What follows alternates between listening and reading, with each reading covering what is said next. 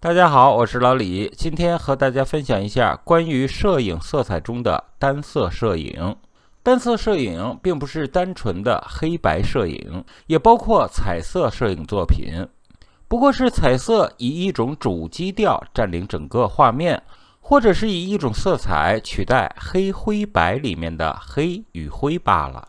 基本上任何已包含特定颜色的色调都被认为是单色的。无论哪种方式，单色摄影都是优先考虑颜色以增加情绪和气氛。这张绿色的照片保持在一个色调上，拍摄者通过带有保护色的蝴蝶与远处虚化的树叶，营造出了画面的主次关系。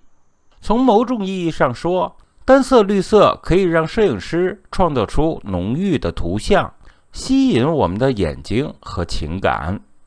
绿色是大自然中最宁静的颜色，绿色使人联想起草地、树林，是生命自由的象征。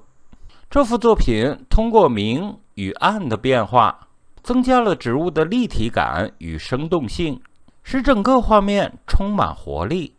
我们再来看几张棕褐色的照片，这种温暖的色调让人想起老化的照片。随着时间的推移，棕褐色慢慢地生成黑白图像的色调，并将它们转化成红褐色的色调。我们再来看一组黄色的照片，黄色为图片增添活力，能营造出轻盈和轻松的感受。我们与黄色的主要积极联系，意味着摄影师可以用色彩更有效地传达幸福的场景。虽然说较深的黄色可能与秋天有关，但较浅的色调与春天和清晰度有关。我们来欣赏一下这幅蓝色玫瑰的照片。蓝色玫瑰的寓意是单纯而美好的爱。我们可以看到整个画面给人一种干净清爽的感受。蓝玫瑰因其不妖艳的色彩，传达了自然、情调和气氛。所以我们可以这样说，素淡的色彩相比艳丽的色彩，给人以低调甚至阴郁之感。所以在很多时候，这种色调更容易走进人的内心。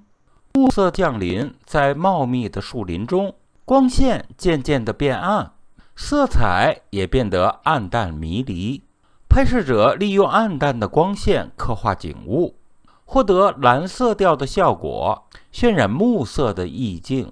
在淡淡的薄雾中，在雾气中，一种安静而神秘的气息油然而生，让我们联想起关于夜色的种种回忆。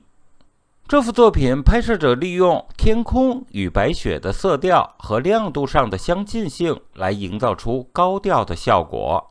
我们可以注意到树木的有趣形态，整幅画面留白写意，曝光合理，还原了白雪的影调。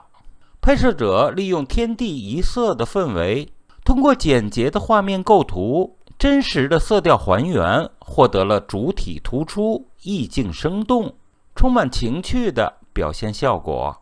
我们再来说一下黑白摄影。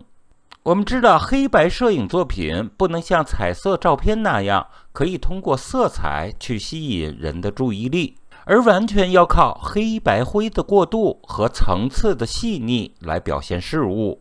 这幅作品拍摄者很好地利用了黑白灰的过渡，通过上面的拱形线条，加之向下延伸的石阶，利用光与影，营造出一幅非常具有立体感的照片。